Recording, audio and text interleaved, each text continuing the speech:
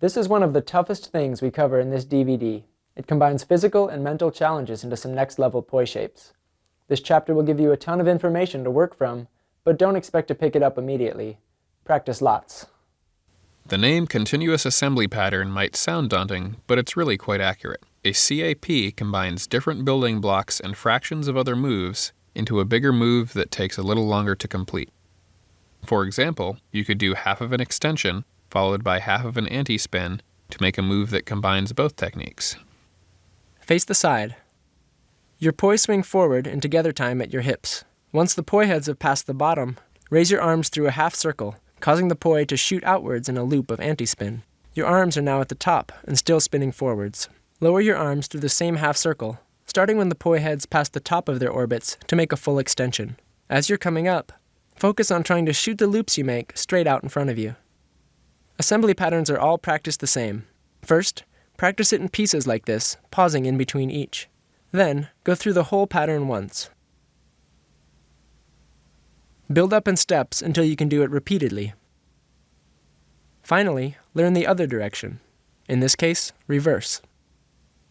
The next assembly is also half full extension and half anti-spin, but both your poi and your arms are in opposite directions. Start one arm high and one low, both swinging in at the level of your chest. As they pass the upper and lower extremes, switch your arms through a half circle, making an extension. Bring your arms back the other way to make the anti-spin loop half. The details of how to execute and practice it are just how we described before.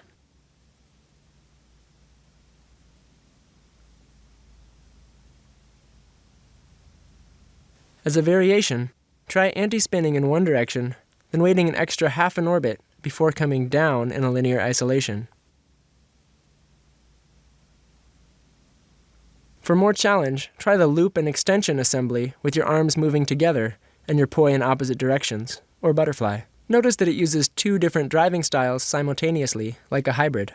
This is the most advanced chapter, right? Try turning from this assembly pattern through this hybrid pattern from earlier, then over to the other side. The variations are endless.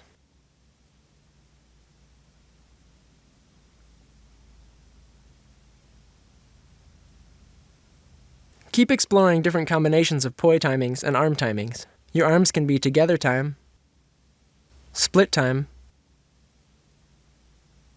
or a staggered timing. Also work on transitioning into and out of continuous assembly patterns with other patterns you know.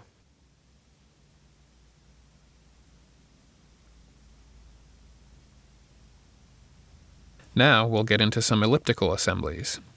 They've been called elliptical flowers in the past. The basic premise is that regular flowers make loopy petals when your hands move in circles. Elliptical assemblies make oval petals when your hands make lines. So, to get the most out of this chapter, it's important that you have a solid grasp on the linear and handpath chapters. Here we go. For each assembly pattern, you need to envision a framework of points in space. For the patterns we cover here, we'll use a diamond and a triangle, but squares, hexagons, and other shapes can work just as well. We'll start with a diamond of 4 points and poi going opposite directions, hands together. We know how to draw the interior lines from linear extensions. The lines around the outside are linear extensions too, but in quarter time. So to travel a path that connects our points in space, the poi timing switches at each point. We could also call it a node or vertex. Watch the poi go from same time to quarter time to split time. These timing changes are the heart of this pattern. As you're arriving at the bottom point in this example, start thinking ahead about the next point, because as soon as you reach the bottom, you have to be moving up at an angle. And as soon as you reach the side, you have to move straight across. Practice timing and direction changes in each quadrant separately, coming back to rest in the center.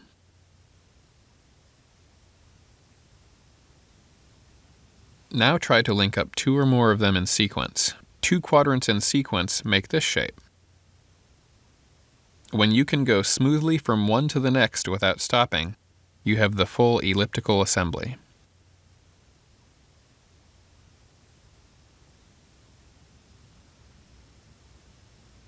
The steps we use to learn it apply to all the patterns we're about to show you. 1. Learn each line independently. 2. Link lines together to form the pieces of the pattern, and practice each piece. 3. Assemble the pieces into longer sequences until they link up into a full pattern. It's up to you to spend as much time as you need on these steps. It may take a while. Because our space here is limited, we can't go into full detail on every pattern, but we'll show you many ideas to work from as you practice. Here's the same 4-point framework with poi in opposite directions, but with the hands in a sort of split time. Pause at each node as you practice to slow it down. When you're ready, move linearly to the next nodes.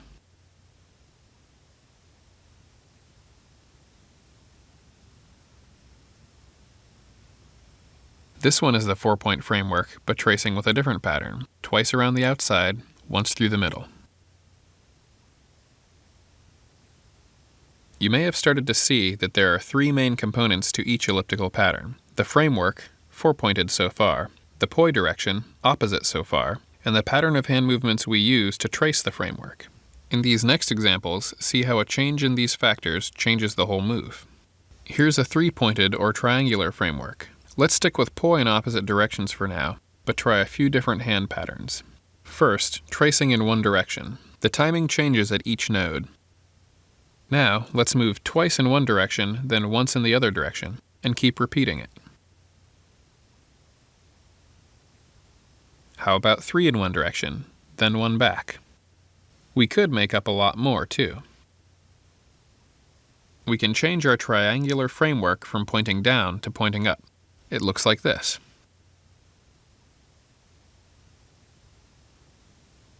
We'll use the 4-pointed diamond framework again to try our poi in the same direction. Since keeping our hands together would make the poi wind up, the closest we can come in the same direction is an isolation.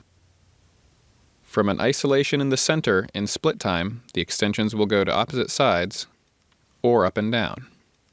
A simple elliptical assembly alternates between horizontal and vertical extensions with an isolation in the middle.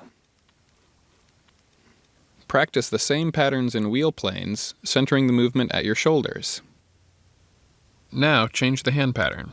We'll alternate a linear extension through the middle with a movement around the outside. Cross through the middle, switch on the outside, over and over.